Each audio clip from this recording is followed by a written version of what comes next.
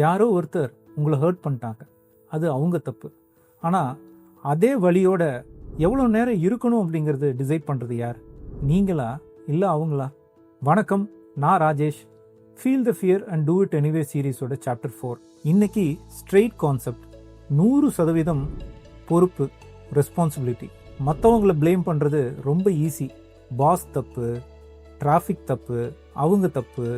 ஆனால் ஒரு நிமிஷம் யோசிங்க, ப்ளேம் பண்ணும் பொழுது உங்கள் பவர் யார்கிட்ட இருக்குது? இந்த சாப்டர் சொல்கிறது ரொம்ப சிம்பிள். 100% பொறுப்பெடுத்தாதான் 100% பவர். பாதி பொறுப்பெடுத்தா பாதி பவர் தான். மற்றவங்களை குறை சொல்கிறவங்கக்கிட்ட அவங்க வாழ்க்கையோட ரிமோட் கண்ட்ரோல் அவங்கக்கிட்ட இல்லை.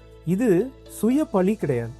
நடந்த தப்புக்கு நீங்கள் தான் காரணம்னு நான் சொல்லலை. ஆனால் அந்த தப்பு நடந்ததுக்கப்புறம் அதுக்கு நீங்கள் எப்படி ரியாக்ட் பண்ணுறீங்க, அது மட்டும்தான் உங்கள் கண்ட்ரோலில் இருக்குது. அதுதான் உங்கள் பவர். இன்னைக்கு உங்களுக்கான சேலஞ்ச், நோ ப்ளேம் டே.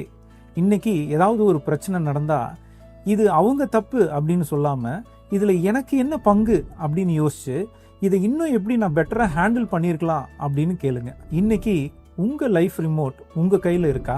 கமெண்ட்ல 100%ன்னு டைப் பண்ணுங்க. அடுத்து சாப்டர் 5, உங்களுக்குள்ள இருக்கிற சேட்டர் பாக்ஸை பற்றி. நான் ராஜேஷ். ஒன்றாக வளர்வோம்.